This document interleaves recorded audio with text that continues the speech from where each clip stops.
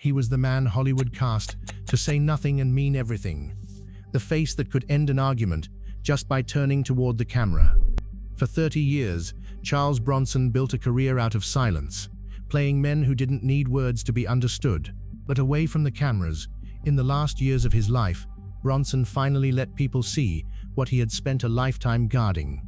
Not the tough guy, not the man with the rifle in Death Wish, the son of a coal miner who never forgot where he came from, and the husband who watched the love of his life fight a battle he could not win for her. This is the story of the 5 people Charles Bronson loved the most. Let's get into it. A childhood built on coal. Charles Dennis Bukinski was born on November 3, 1921, in Ehrenfeld, Pennsylvania, a small coal town in the Allegheny Mountains. He was the 11th of 15 children born to Walter and Mary Bukinski, Lithuanian immigrants who had come to America to work the mines. The family lived in poverty so severe that by Bronson's own later accounts, he once wore his sister's dress to school because there were no boys' clothes left to give him.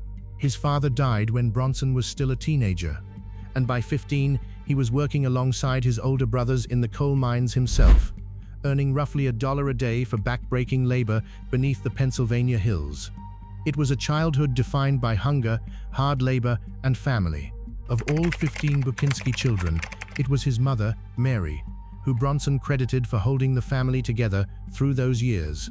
He spoke rarely about his early life in interviews, but when he did, it was almost always to talk about her resilience and the brothers and sisters who worked and struggled and survived together in that small mining town. That upbringing shaped a man who valued loyalty above almost everything else, a trait that would define every relationship he had for the rest of his life. The war that changed everything. In 1943, Bronson was drafted into the United States Army Air Forces.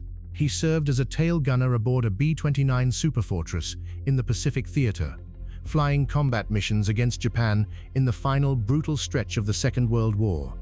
He earned a Purple Heart for wounds sustained in combat. Here is where things get interesting. The war didn't just test Bronson physically. It gave him the discipline and the quiet, controlled intensity that would later define his screen presence. Directors who worked with him decades later would describe an actor who moved and spoke with the economy of a soldier, someone who understood that stillness could be more powerful than any speech. After the war, Bronson drifted through odd jobs before landing, almost by accident, in an acting class in Philadelphia. He studied at the Pasadena Playhouse in California, and by the early 1950s, he was appearing in small film and television roles under his birth name, Charles Bukinski. In 1954, during the height of the Red Scare, when a Russian-sounding surname could end a career in Hollywood before it began, he changed his name to Charles Bronson, borrowed from the Bronson Gate at Paramount Studios. It was a practical decision, but it also marked the moment the coal miner's son from Pennsylvania became, officially, a movie star in waiting. Harriet and the family. He started young. In 1949, Bronson married actress Harriet Tendler. Together they had 2 children, Suzanne and Tony. For 16 years, as Bronson worked his way up through supporting roles in films like The Magnificent Seven and The Great Escape, Harriet and their children were the family waiting for him at home. The marriage ended in divorce in 1965, but Bronson never spoke of Harriet with bitterness.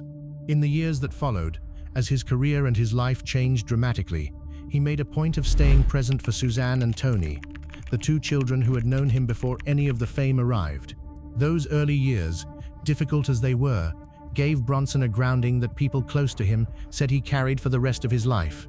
Family came first, no matter what the industry offered him. The set that changed his life. In 1963, on the set of The Great Escape, Bronson met actress Jill Ireland. At the time, both were married to other people. Ireland was married to actor David McCallum, with whom she had 3 sons. There was, by all accounts, an instant and undeniable connection between Bronson and Ireland, but both were committed to their families, and nothing happened. 5 years later, in 1968, after both marriages had ended, Bronson and Ireland married. It became one of the most enduring and publicly devoted partnerships in Hollywood history. Ireland brought her 3 sons from her previous marriage into the family. Together, she and Bronson adopted a daughter, Zuleika, and had a son of their own, Paul. Now here is the wild card. Bronson, a man famous for playing stoic, emotionally closed-off characters on screen, was by every account a devoted and openly affectionate husband in private. Jill Ireland later wrote that Bronson's gruff public image was almost the opposite of the man she knew at home.